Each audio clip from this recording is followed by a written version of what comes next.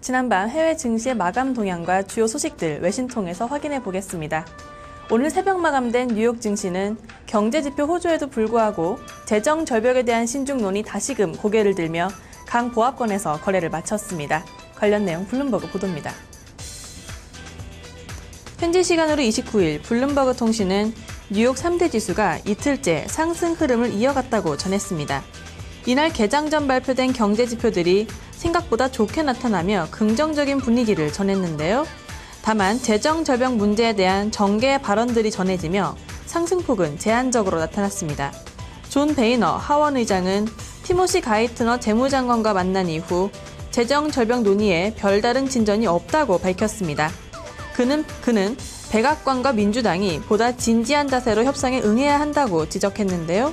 이에 대해 해리 레이드 민주당 상원 원내대표는 오바마 대통령의 입장은 명확하다며 공화당이야말로 원하는 바를 구체적으로 요구해야 한다고 맞섰습니다. 한편 이날 종목별 움직임 중에서는 기술주의 흐름이 엇갈리는 모습을 보였습니다. 리서치인 모션은 골드만삭스가 투자 의견을 중립에서 매수로 상향 조정한 영향에 4% 가까이 올랐습니다. 블랙베리 10이 2014 회계년도의 수익 개선을 도울 것이란 전망이었습니다. 반면 인텔은 투자 의견이 매도로 하향 조정한 탓에 2.8% 하락했습니다. 오늘 발표됐던 미국의 주요 경제 지표들 보다 구체적으로 살펴보겠습니다. 미국의 3분기 GDP 성장률이 당초 정부의 예상치보다 높게 나타났는데요. 이 소식 CNN 머니 통해서 확인해 보겠습니다. 간밤 CNN 머니는 3분기 미국의 국내 총생산이 지난해 같은 기간보다 2.7% 증가했다고 전했습니다. 이는 2% 정도 늘어날 것이라던 미국 정부의 예상보다 높은 것으로 2분기에 1.3% 증가에서도 개선된 모습을 보였습니다. 구체적으로는 수출이 1.1% 증가해 정부 예상치인 1.6% 감소를 크게 웃돌았으며 수입 역시 0.2% 감소해서 0.1% 증가로 돌아섰습니다. 반면 소비 지출은 예상치 2%에서 1.4%로 하향 조정돼 지난 1년 만에 가장 저조한 수준을 보였습니다. 전문가들은 4분기 성장률이 재정 절벽에 대한 우려와 허리케인 샌디의 영향권 아래 놓일 것이라고 언급했는데요.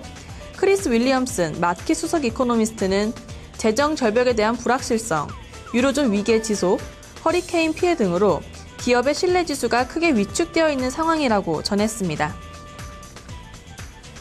이어서 주택 관련 지표도 살펴보겠습니다. 지난달에 잠정주택 판매가 5년 만에 가장 높은 수준을 기록했습니다. 이 소식 CNBC 보도입니다. 간밤 CNBC는 전미부동산중개인협회가 발표하는 10월의 잠정주택 판매 지수가 전달보다 5.2% 증가한 104.8을 기록했다고 전했습니다. 이는 지난 2007년 3월 이후 가장 높은 수준인데요. 지난해 같은 기간보다는 13.2% 늘어나며 18개월 연속 오름세를 이어갔습니다.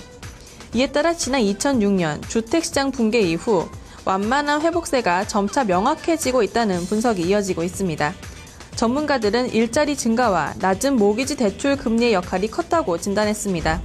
로렌스 윤 부동산 중개인협회 수석 이코노미스트는 당분간 주택시장의 분위기가 상당히 양호할 것으로 전망된다며 일자리 증가에 긍정적인 영향을 더 받을 수 있을 것으로 기대한다고 전했습니다.